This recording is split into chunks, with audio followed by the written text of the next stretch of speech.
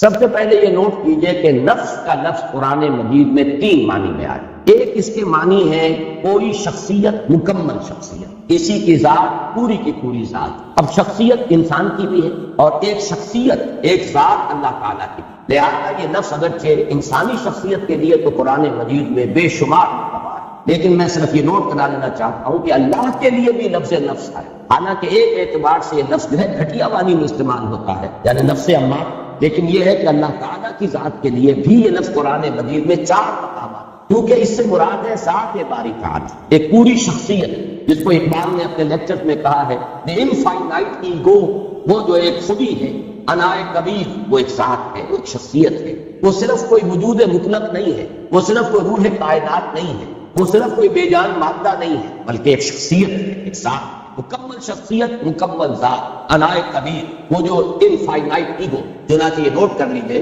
سورہ آل عمران کی آیات نمبر 28 اور نمبر 30 میں 2 مرتبہ یہ الفاظ آئے وَيُحَذِّرُكُمُ اللَّهُ نَفْسَهُ، اللہ ڈراتا ہے تمہیں اپنی ذات سے، یعنی اللہ کی ذات سے۔ اللہ تعالیٰ تمہیں ڈرا رہا ہے کہ اس سے ڈرو، مجھ سے ڈرو۔ یہاں پر اللہ کی ذات کے لیے 2 مرتبہ نفس کا لفظ آیا وَيُحَذِّرُكُمُ اللَّهُ نَفْسَهُ۔ اسی طریقے سے سورہ انعام میں بھی 2 جگہ پر، آیت نمبر 12 ہے اور آیت نمبر 54۔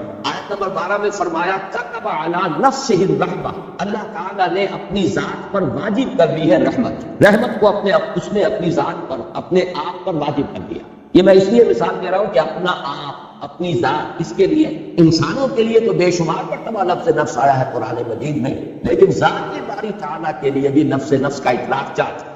سورہ انعام کی آیت نمبر 54 میں فرمایا کتب ربکم علی نفسہ الرحمہ، تمہارے رب نے اپنی ذات پر، اپنے آپ پر رحمت واجب کر لکھ لی۔ تو یہ 4 مقامات ہیں قرآن مجید کے جن میں ذات باری تعالیٰ پر بھی لفظ نفس کا اطلاق ہے۔ اور ایک اس وقت ذہن میں آیا ہے کہ یہ نوٹ کرا دوں، یہ اصول میں نے بارہا عرض کیا ہے کہ اہم مضامین قرآن مجید میں 2 دفعہ ضرور آتے ہیں۔ اب دیکھیے یحذرکم اللہ نفسہ 2 جگہ ایک ہی صورت میں سورہ آل عمران، کتب علی نفسہ الرحمہ یا کتب ربکم علی نفسہ الرحمہ، یہ بھی 2 مرتبہ آ گیا سورہ انعام۔ تو ایک مفہوم تو لفظ نفس کا ہے کسی کی شخصیت، کسی کی ذات، پوری کی پوری شخصیت پر لفظ نفس کا اطلاق۔ دوسرے معنی میں انسان کی شخصیت کے حیوانی پہلو پر اس لفظ کا اطلاق ہو۔ اب اس کے پیچھے وہ پورا فلسفہ جو میں بارہا بیان کر چکا ہوں کہ قرآن مجید سے جو رہنمائی ملتی ہے وہ یہ ہے کہ انسانی شخصیت کمپوزٹ ہے، مرکب وجود ہے انسان کا۔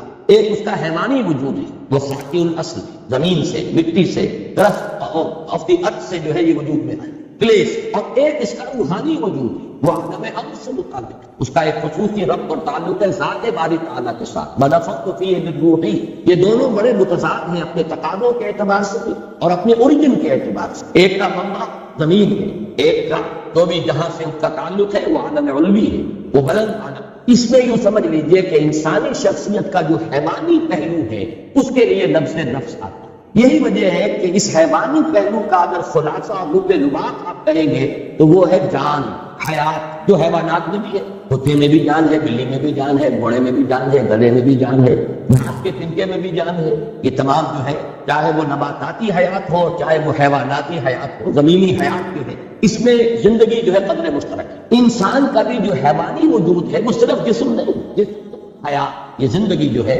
یہ ہے در حقیقت جو حیوان انسان۔ تو اس کا چونکہ لب لباب جو ہے اس حیوانی وجود کا وہ ہے جان، لائف، حیات۔ اس لیے سورہ انعام کی آیت نمبر 93 میں فرمایا گیا کہ فرشتے جب روح قبض کرنے کے لیے، جان نکالنے کے لیے آتے ہیں۔ اب یہ روح قبض کرنے کا لفظ بھی میری زبان پر آ گیا غلط العام کے اعتبار سے، حالانکہ اس وقت جان قبض کی جاتی ہے، جان نکالی جاتی ہے، روح کا معاملہ نہیں ہے، وہ ایک علیحدہ بحث ہے۔ اس کے لیے جو الفاظ آئے اخرجوا انفسکم اليوم تجزون عذاب الہون، نکالو اپنی جانیں، آج تمہیں عذاب دیا جائے گا جو رسوائی والا عذاب، رسوا کن عذاب۔ تو جان جب نکلتی ہے اس حیوانی وجود میں سے تو وجود تو یہی رہ گیا، جسم تو رہ گیا ہی، لیکن جسم تو در حقیقت مٹی کا ایک ڈھیر ہے، مٹی سے آیا۔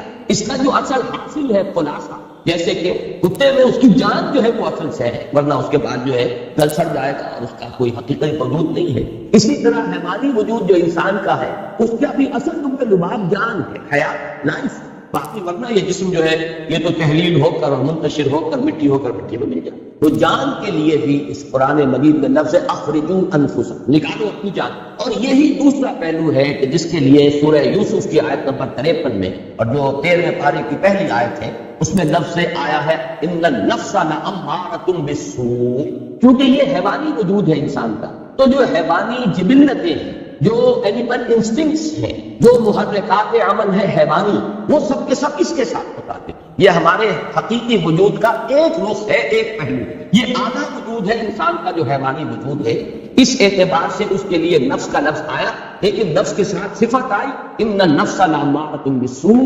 اس کے لیے کہ ہمارے ہاں عام طور پر خاص طور پر صوفیانہ لٹریچر میں نفس امارہ کا لفظ استعمال ہوتا ہے، حالانکہ قرآن مجید میں یہ ترکیب اس طور سے نہیں آئی. النفس الامارہ یہ لفظ نہیں آیا، ان النفس لامارۃ بالسوء.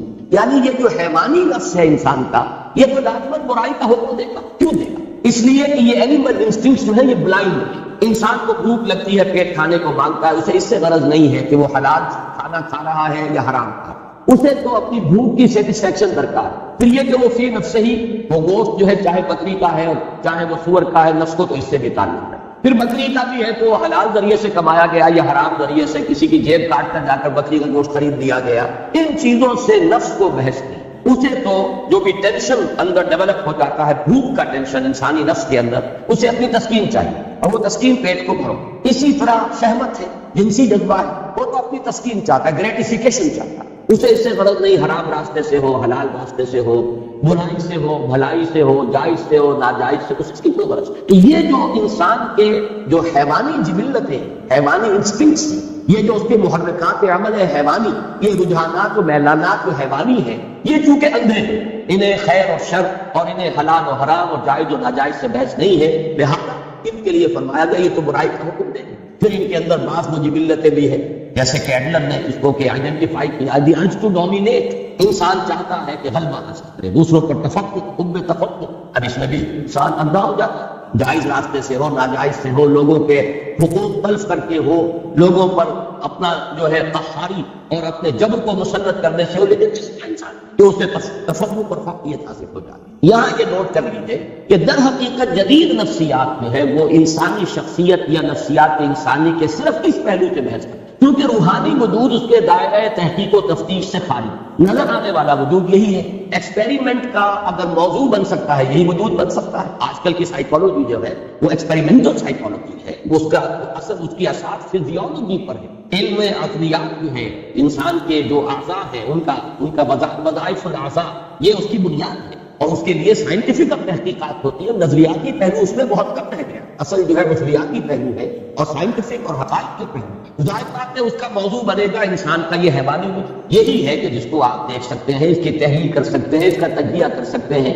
تو یہ جو موضوع ہے جدید نفسیات کا، اس میں کوئی شک نہیں کہ ماننا پڑتا ہے کہ بہت سے ماہرین نفسیات جو ہیں، جدید نفسیات کے ماہر، انہوں نے واقعی بڑی گہرائی میں مشاہدہ کیا. اگرچہ جو اس پر انہوں نے پھر جو نظریات ڈیولپ کیے ہیں، کیونکہ یکروخہ مطالعہ ہے ان کا، انسان کی پوری شخصیت تو ان کے موضوع غور و فکر کا موضوع ہی نہیں ہے. انسان کا جو روحانی وجود ہے وہ ان کے دائرۂ تحقیق و تجسس میں آتا ہی نہیں.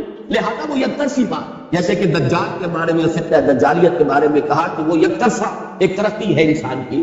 مادی علم کی ترقی ہو رہی ہے، ٹیکنالوجی کی ترقی ہو رہی ہے، روحانیات و اخلاقیات جو ہے وہ پستی میں چلے جا رہے ہیں. ایک آنکھ والا معاملہ، وہ آنکھ خوب کھلی ہوئی، چاہے وہ فرائڈ ہو، چاہے وہ ایڈلر ہو، چاہے وہ میکڈوگل ہو، چاہے وہ ینگ ہو، چاہے وہ مارکس ہو. ان تمام مفکرین نے نفسیات انسانی کا جو جائزہ دیا ہے تو ایکویٹی آف آبزرویشن جس کو ہم کہیں گے، ایکویٹی آف ویژن، دیکھا بہت ایکیوٹلی مشاہدہ کیا، اس میں کوئی شک نہیں. لیکن یہ کہ اس پر جو نظریات انہوں نے بنائے میں ان کی تائید نہیں کر رہا، اس پر جو تحسین کر رہا ہوں وہ صرف ان کے گہرے مشاہدے. لیکن یہ کہ یہ بات نوٹ کر لیجئے کہ ان کا یہ سارا مطالعہ انسان کی حیوانی نفسیات سے متعلق ہے.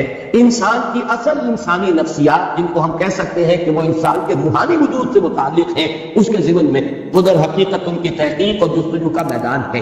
اب تیسری بات نوٹ کیجئے کہ اصلاً اسلام اور قرآن نے جو ہدایت ہمیں دی ہے اس کے بارے میں پہلی بات تو میں عرض کر چکا ہوں کہ یہ کمپوزٹ وجود ہے، حیوانی وجود اور ایک روحانی. لیکن قرآن سے ہمیں یہ معلوم ہوتا ہے کہ ایک حقیقت اور ہے انسان کے اندر جو ان دونوں کے بین ہے. انسان کا ایک وجود روحانی وجود، ایک حیوانی وجود، حیوانی داعیات، حیوانی محرکات، حیوانی رجحانات، حیوانی میلانات، حیوانی محرکات عمل، روح اس کے تقاضے، اس کی پل وہ بلندی کی طرف لے جانا چاہتی ہے انسان کو، یہ پستی کی طرف لے جانا چاہتے ہیں انسان کو، لیکن ان دونوں کے مابین ایک پل اپورڈ ہے، ایک پل ڈاؤن ورڈ ہے، دونوں کے مابین ایک اور لطیف حقیقت ہے انسانی وجود کی، جس کو کہا جاتا ہے۔ اب یہ لطیف حقیقت کا جو لفظ میں نے استعمال کیا ہے، صوفیہ اسی کو استعمال کرتے ہیں، لطائف، لطائف ثلاثہ کا میں قائل ہوں کہ قرآن مجید سے مجھے ان کا ثبوت ملا ہے۔ بعض صوفیہ نے لطائف خمسہ، لطائف ستہ، وہ اور بھی کچھ چیزیں ہیں جن پر گفتگو کی ہے، لیکن بہرحال میں یا تو یہ سمجھ لیجئے کہ میں اپنے قصور فہم کا اعتراف کر رہا ہوں، مجھے قرآن مجید کے اندر ان کا سراغ نہیں۔ نفس جس کے میں آج پوچھ چکا، اور جدید ماہرین نفسیات کی ساری گفتگو، بحث، تفتیش، تجسس وہ صرف اسی سے متعلق، لطیفہ روح جو بلند ہے اور لطیفہ قلب۔ اب میں آپ کو پہلے یہ عرض کر دوں کہ ان کا ایک بڑا ہی ایک ربط قائم ہوتا ہے جو فرائڈ نے جو 3 لیولز معین کیے ہیں انسانی شخصیت کے، اور یہ میں نے جیسا کہ ابھی عرض کیا کہ میں اس کے مشاہدے کی گہرائی کا اور ایکویٹی آف آبزرویشن کا بہت قائل، اگرچہ جو نظریات پر اس نے بنائے ہیں وہ بڑے گمراہ کن، لیکن بنیادی آبزرویشن صحیح ہے۔ انسانی نفس میں اس کے محرکات کے اعتبار سے 3 لیولز آئیڈینٹیفائی کیے فرائڈ نے۔ لوئسٹ ہے اِن اور لیبیڈو۔ اِن یا لیبیڈو یہ کیا ہے؟ یہ حیوانی جبلتیں، حیوانی تقاضے، انسان کا جو حیوانی وجود ہے اس کا جو میلان ہے، اس کا جو رجحان ہے، یہ کیا ہے؟ اِن اور لیبیڈو، جس کا تعلق ہے بدن سے، فرد سے، حیوانی تقاضے سے۔ اس سے بدن تر سطح پر وہ کہتا ہے ایگو، خودی، کوئی اور شے ہے جو کنٹرول کرتی ہے لیبیڈو کو،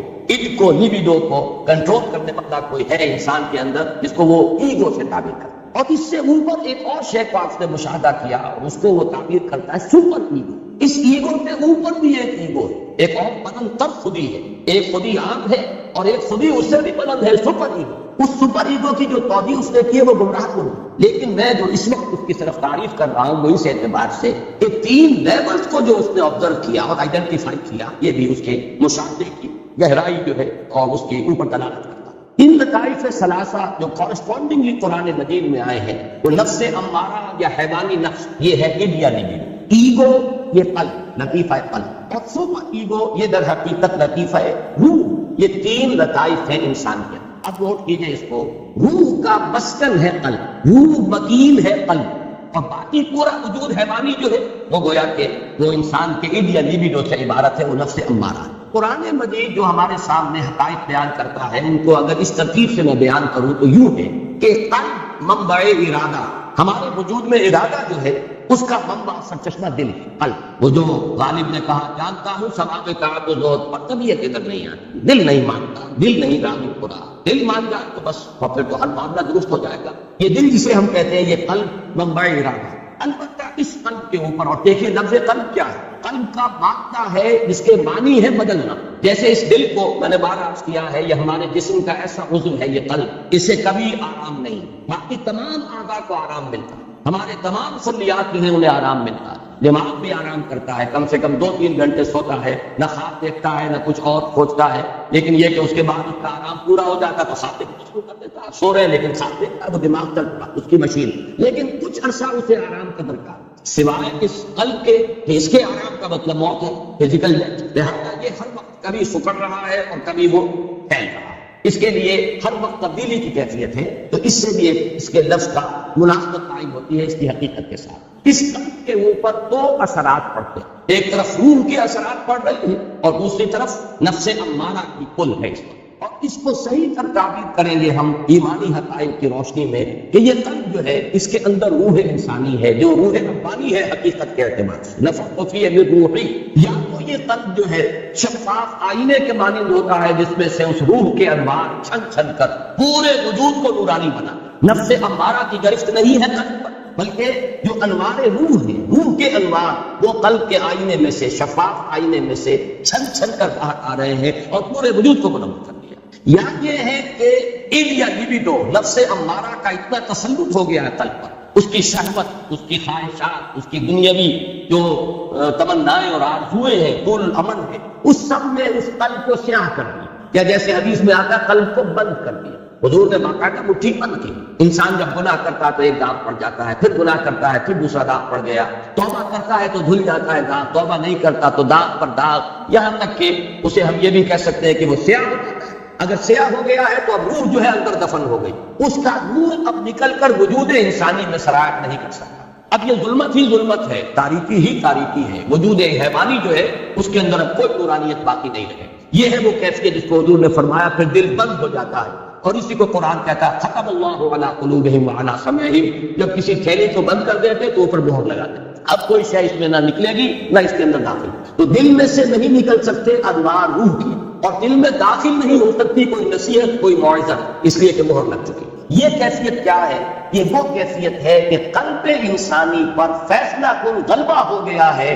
جو حیوانی میلانات ہیں، ظلمات نفس ہیں، انہوں نے ایسا تسلط کر لیا ہے کہ یا یوں کہیے کہ اس پر کوٹنگ آ گئی ہے، سختی آ گئی ہے دل کے اوپر، یا وہ دل کا جو باہر کا حصہ ہے وہ اتنا سیاہ ہو گیا ہے، اتنا بند ہو گیا ہے دل کہ اب اندر جو روح ہے وہ دفن ہو کر گئی. اس کو نوٹ کر لیجیے، لفظ دفن میں خاص طور پہ استعمال کر رہا ہوں اس لیے کہ ذرا آگے ہم چلیں گے.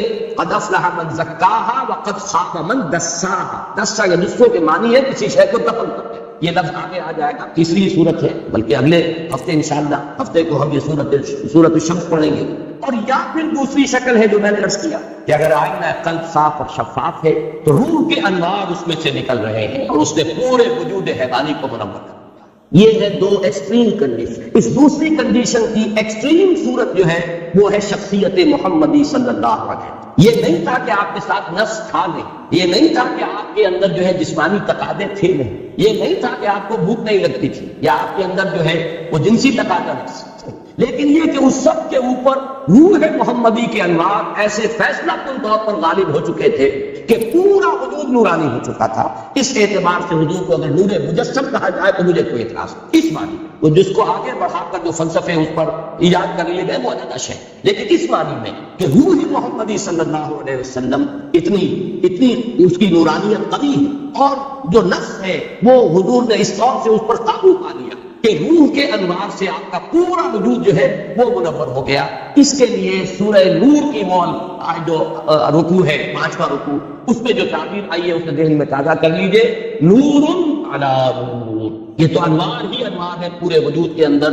بتمام و کمال تو یہ ذات محمدی ہے صلی اللہ علیہ وسلم، لیکن یہ کہ اسی راستے پر چلنے والے اور بھی لوگ ہوں گے. نور کی انٹینسٹی تو وہ نہیں ہوگی جو نور محمدی کی ہے صلی اللہ علیہ وسلم، لیکن یہ کہ پورے وجود انسانی کا نورانی ہو جانا کم تر انٹینسٹی کے ساتھ یہ بالکل معقول بات ہے، سمجھ میں آنے والی بات. اور دوسری جو ایکسٹریم کیفیت ہے اس کے لیے ظلمات بعضھا فوق بعض، تاریکیوں پر تاریکی. نور جو ہے روح کا وہ تو دفن ہو چکا، اس کے اوپر تو قلب کے اوپر کرست آ چکا، سختی آ چکی. ثم قست قلوبکم فہی کالحجارۃ واشد قسوہ، پتھر سے زیادہ ہو چکی. یہ آئینہ قلب سے ہو چکا، سر آ چکا. کلا بل ران علی قلوبہم ما کانوا یکسبون، یہ سورہ مطففین میں ہم پڑھا ہے. یا حضور نے جیسے فرمایا کہ دل بند ہو گیا، اب اس پر مہر کر دی گئی. یہ ہے ظلمات بعضھا فوق بعض. البتہ ایک تیسری کیفیت ہے بین بین. یہ قلب جو ہے کبھی ادھر کبھی ادھر. آپ کو سمجھیے کہ 90% انسان اسی کیفیت میں ہوں گے. وہ لوگ کہ جن پر اس طریقے سے حیوانیت کا غلبہ ہو چکا ہو کہ کوئی خیر کا وجود ہی نہ رہے، یہ بھی ایکسٹریم لوگ کم ہوتے ہیں. کوئی نہ کوئی جھوٹی نیکی، ملمنے کی نیکی، دکھاوے کی نیکی، ڈاکوؤں کے ہاں، جیب کتروں کے ہاں، بستہ الف اور بستہ بے کے بدماشوں کے ہاں، رنڈیوں کے ہاں، یعنی آبرو باختہ عورتوں کے ہاں ہوتی ہے کوئی نہ کوئی. محرم آیا تو کالے کپڑے پہن کر اور وہ سبیلیں لگائیں گی اور آئیں گی اور تالیوں میں کچھ نہ کچھ ہے. اپنے نفس کو دھوکہ دینے کے لیے کوئی نہ کوئی خیر جو ہے اس کا انسان اہتمام کرتا ہے. اسی کا ذکر آ رہا ہے سورہ بلد. میں نے تو بڑا مال لگا دیا، خرچ کر دیا، میں نے تو خیر کے کاموں میں، بھلائی میں، مسکینوں کو کھلانے میں بڑے بڑے لنگر کھولے. یہ سب کام ہے کس کے ساتھ؟ بدی کے ساتھ. بدی بھی ہے، حرام خوری بھی ہے، اسمگلنگ بھی ہو رہی ہے، اور بھی جو بھی سودی کاروبار بھی ہو رہا ہے، لیکن مسجدوں کو چندے بھی دیے جا رہے ہیں، دارالعلوموں کی سرپرستی بھی ہو رہی ہے. تو اکثر و بیشتر آپ کو ملے گا گڈمڈ معاملہ کہ کچھ نیکی کی طرف بھی ہے اور کچھ بدی کی طرف بھی ہے. یہ ہے جس کو قرآن تعبیر کرتا ہے نفس لوامہ. لا اقسم بیوم القیامہ ولا اقسم بالنفس اللوامہ. اس لیے کہ یہ روح جو ہے اس کا اثر کیا ہوتا ہے انسان پر؟ یا تو مثبت اثر ہے، نیکی کی طرف کھینچتی ہے، اس لیے کہ اس کا منبع جو ہے وہ خیر کل ہے. ذات باری تعالیٰ سے اس کا تعلق ہے تو خیر کی طرف بلائے گی. دوسرے یہ، اور اسی اعتبار سے مغرب کے فلسفے میں ڈیوائن اسپارک کا جو لفظ آتا ہے ادب میں، انسان کے اندر ایک روح ملکوتی ہے، ایک شعلہ ملکوتی ہے. حیوانات سے ممتاز ہو جاتا ہے انسان اس اعتبار سے کہ انسان کے اندر ایک شعلہ ملکوتی موجود ہے ڈیوائن اسپارک میں. حیوان کوئی ایسا نہیں ہوگا، کوئی کتا اپنی ہڈی پر دوسرے کتے کو بس پڑھ کے نہیں آنے دے گا، لیکن انسان ہو سکتا کہ ایک روٹی اس کے پاس ہو اور کوئی اور بھوکا آئے تو وہ آدھی اس کو دے دے یا چوتھائی دے دے، کچھ نہ کچھ دے دے. معلوم ہوا کہ انسان حیوان سے ممیز ہے، انسان کے اندر کوئی اور شے ہے، حیوانی جبلت اور حیوانی تقاضوں سے بلند تر کوئی حقیقت انسان کی ہے، جس کو کہ مغرب کے ادیبوں نے بھی مانا، اس سے کہا ہے کہ وہ ڈیوائن اسپارک. ماحال نفس، یہ جو روح ہے انسان کے اندر، اس کا اس وقت تقاضا کیا ہے؟ خیر کی طرف دعوت. اور منفی اس کا مظہر کیا ہے؟ جب انسان کسی برے کام کا ارتکاب کرتا ہے تو ملا، اسی کو آپ کہتے ہیں کانشنس، اسی کو آپ کہتے ہیں ضمیر، اسی کو قرآن نے کہا ہے نفس لوامہ، لا اقسم بیوم القیامہ ولا اقسم بالنفس اللوامہ. یہ نفس لوامہ. تو گویا کہ یہ جو ہماری صوفیانہ اصطلاحات ہیں، نفس امارہ، نفس امارہ سے مراد ہمارا حیوانی وجود جو بلائنڈ ہے، اسے خیر شر سے، حلال حرام سے، جائز ناجائز سے کوئی بحث نہیں. اگر یہ غالب آ گیا تو ظلمات بعضها فوق بعض، کوئی ملمے کی نیکی بھی نظر نہیں آئے گی، جھوٹ موٹ کی بھی کوئی روشنی نظر نہیں آئے. اور دوسرا کیا ہے؟ اگر انسان کچھ خیر کی طرف بھی چلتا ہے اپنی روح کے تقاضے کے تحت، اور اگر کوئی برا کام کرتا ہے، نفس کا غلبہ ہو گیا، شہوات کا غلبہ ہو گیا، خواہشات کا غلبہ ہو گیا، بری حرکت سرزد ہو گئی، تو پھر اندر سے وہ روح جو ہے ملامت کرتی ہے، وہ ضمیر جو ہے، مائی کانشنس از بائٹنگ می، میرا ضمیر مجھے ملامت کر رہا ہے. یہ نفس لوامہ ہے. اس کو تعبیر کرتے ہیں یہ نفس کی اس سے ایک بہتر اور اعلیٰ تر شکل، بلند ترین شکل جو ہے وہ نفس مطمئنہ. جبکہ انسان کی روح کو تمکن حاصل ہو جائے وجود انسانی پر. نفس ہے لیکن نفس اب انسان کو ڈکٹیٹ نہیں کر سکتا، غلط راستے پر نہیں لے جا سکتا، جس کو حضور نے تعبیر کیا ہے، کیونکہ اس کی کامل مثال میں عرض کر چکا ہوں، صرف ذات محمدی ہے صلی اللہ علیہ وسلم. کہ حضور نے جب فرمایا کہ ہر انسان کے ساتھ ایک شیطان ہوتا ہے، اور کسی نے بڑی ہمت کی جو پوچھ لیا کہ حضور کیا آپ کے ساتھ بھی شیطان ہے؟ آپ نے فرمایا ہاں ہے، لیکن میں نے اسے مسلمان کر دیا. یعنی وہ شیطان بھی ہے، وہ نفس بھی ہے، لیکن میں نے اسے مسلمان کر دیا. میرا اس کے اوپر کنٹرول، میں قابو یافتہ ہوں، اور جب قابو یافتہ ہوں تو میری روح جو یہ ہے وہ کیفیت جس کو نفس. یہاں اب میں چاہتا ہوں کہ اس کے ساتھ دوسرا لفظ ہے یا ایتھا النفس المطمئنہ.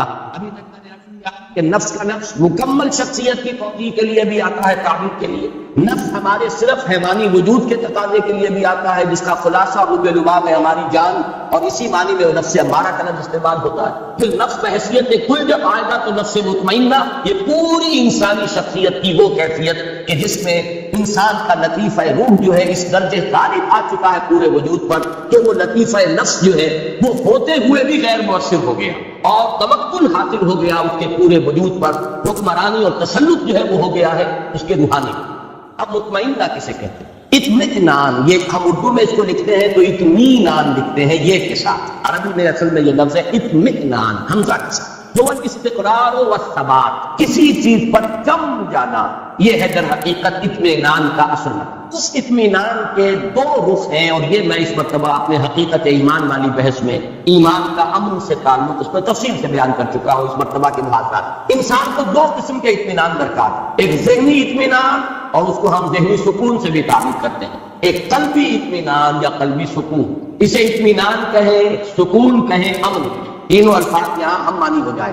ذہنی اطمینان، قلبی اطمینان، ذہنی سکون، قلبی سکون، ذہنی امن اور قلبی امن. ذہنی امن کیا ہے؟ اس کائنات کے جو اصل بنیادی حقائق ہیں ان پر انسان کا دل اللہ ہے، اللہ ہے، مجھے یقیناً اس کے وجود میں جانا ہے، میں وہیں سے آیا ہوں، انا للہ و انا الیہ راجعون. میری اصل زندگی آخرت زندگی، مرنے کے بعد بھی اٹھنا ہے.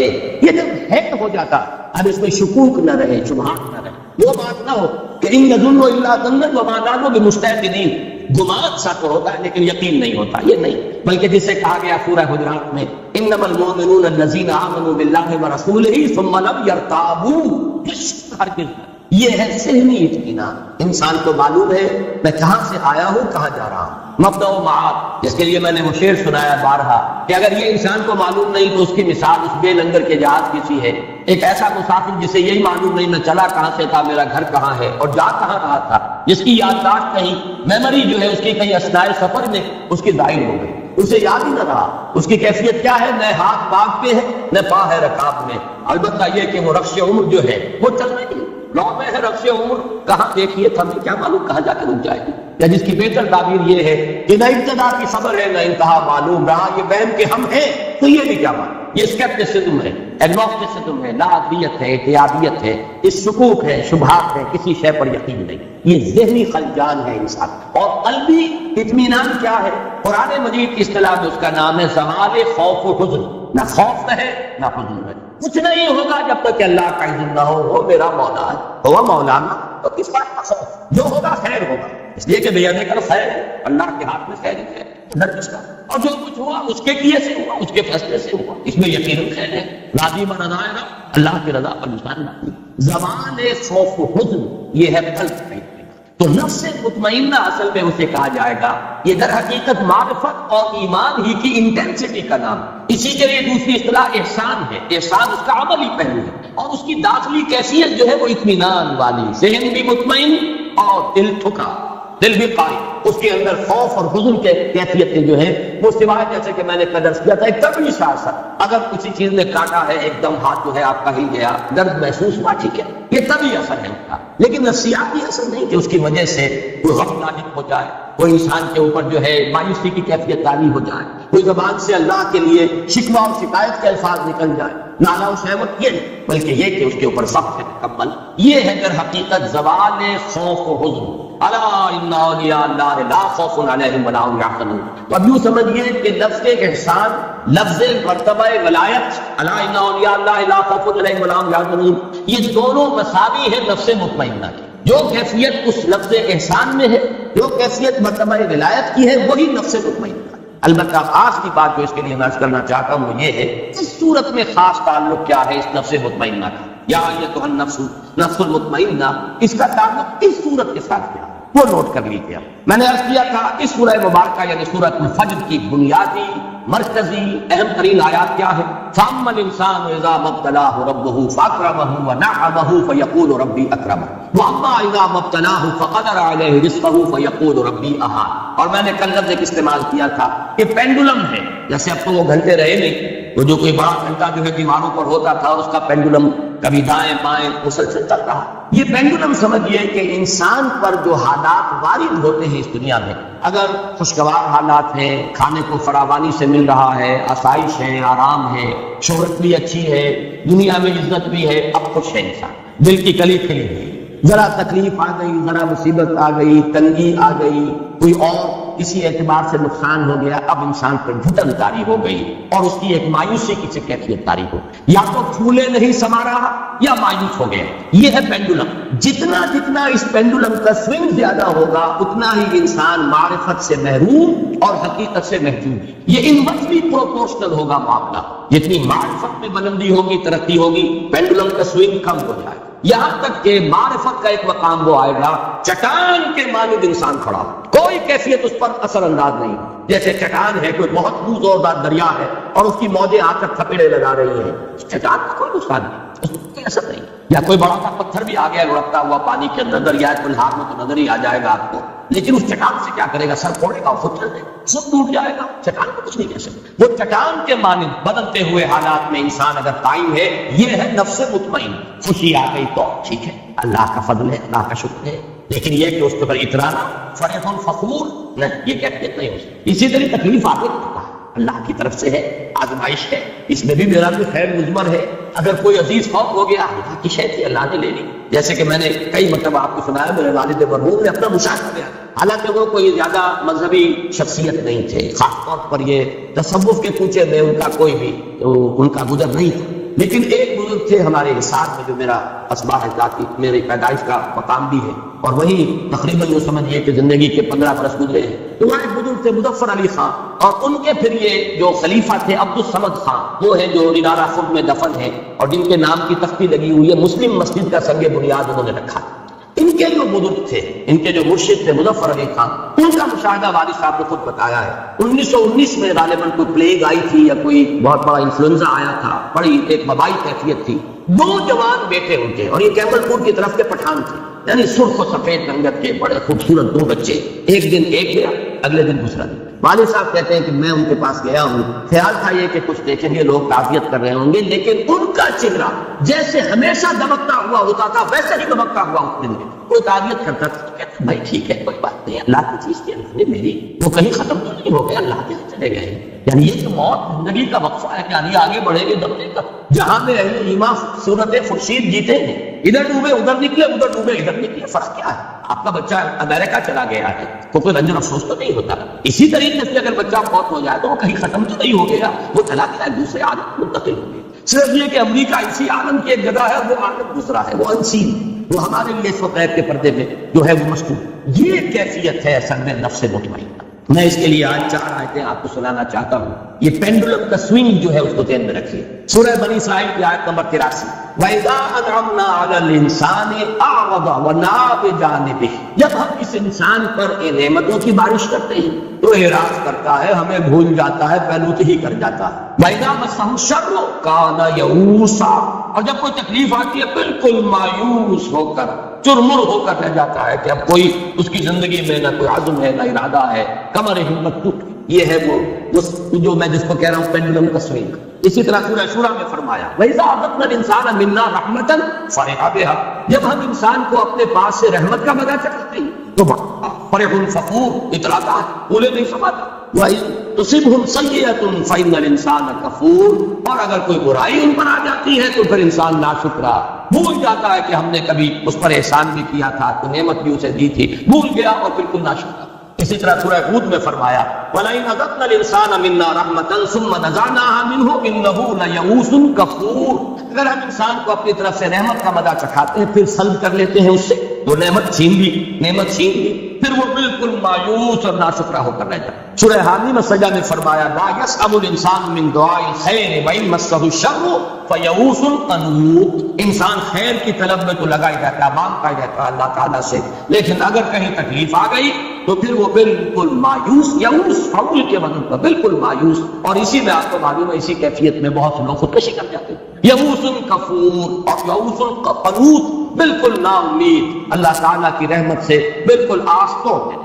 یہ ہے اصل میں وہ پینڈولم کا سوئنگ۔ یہ سوئنگ جتنا زیادہ ہے انسان معرفت سے اتنا ہی محروم ہے، محجوب عن الحقائق۔ جتنی معرفت بڑھتی چلی جائے گی، ایمان کی روشنی سے باطن منور ہوتا چلا جائے گا، اتنا ہی یہ پینڈولم جو ہے اس کی سوئنگ کم ہو جائے گی، یہاں تک کہ ایک مقام وہ بھی ہے کہ چٹان کے مانند انسان کھڑا ہو۔ اگرچہ ہے تو وہ ایک گانا اور فلمی گانا، لیکن یہ کہ لا محالہ میرے ذہن میں وہ آ جایا کرتا ہے، اس لیے کہ غالباً وہ فلمی گانا نہیں ہے، ویسے یہ کہ پنکج ملک نے بھی گایا تھا اس کو اور مجھے وہ بہت پسند ہے۔ اب تو اگرچہ سال بیت گئے، کبھی سننے کا موقع نہیں ہوا، لیکن سیگل کی آواز میں بھی سردی گرمی نرمی سختی ایک سانچے ہوئے ڈھال، جگ میں چلے پون کی چال، سے ہوا چلتی ہے، انسان دنیا میں ایسے رہے، ہوا متاثر نہیں ہوتی، سردی گرمی نرمی سختی، کبھی نرمی آ گئی کبھی سختی آ گئی، کبھی گرمی آ گئی کبھی سردی آ گئی، لیکن متاثر نہ ہو انسان۔ بازار سے گزرا ہوں خریدار نہیں، ایسے گزر جاؤ، یہی بات ہے جس کو مختلف پیرایوں میں کہا گیا ہے۔ کافر کی یہ پہچان کہ آفاق میں گم ہے، اور مومن کی یہ پہچان کہ گم اس میں ہے آفاق۔ بات جو ہے تو اوپر ہی اوپر چل رہی ہے، وہ بدلتے ہوئے حالات سے زیادہ متاثر نہیں ہوتی، لیکن زیادہ صحیح لفظ اس کے لیے چٹان کے مانند انسان کی اندرونی شخصیت کھڑی ہوئی ہو، متاثر نہ ہو بدلتے ہوئے حالات۔ یہ ہے یا ایتھا النفس المطمئنہ، اس کے لیے وہ نوید ہے، اس کے لیے خوش آمدید تہنیت۔ ارجعی الی ربک راضیۃ مرضیہ، یہ الفاظ بارہا آئے ہیں، رضی اللہ عنہم ورضوا عنہ، اللہ ان سے راضی وہ اس سے راضی، دنیا میں بھی راضی برضائے رب تھے اور آخرت میں بھی اللہ تعالیٰ انہیں راضی کرتے ہیں۔ وَلَسَوْفَ يُعْطِيكَ رَبُّكَ فَتَرْضَىٰ، وَلَسَوْفَ يَرْضَىٰ، سورۃ اللیل ختم ہوگی اس پر، وَلَسَوْفَ يَرْضَىٰ، اور سورۃ الضحیٰ میں آئے گا وَلَسَوْفَ يُعْطِيكَ رَبُّكَ فَتَرْضَىٰ، بندے سے اللہ راضی اور بندہ اپنے رب سے راضی۔ اس دنیا میں راضی برضائے رب، منو کشید پیچا کے حسب بود مرا، کہ اصدہا کے مقام رضا کشود مرا۔ دنیا میں اللہ کی رضا پر راضی رہو گے، اللہ وہاں تمہیں راضی کر دے۔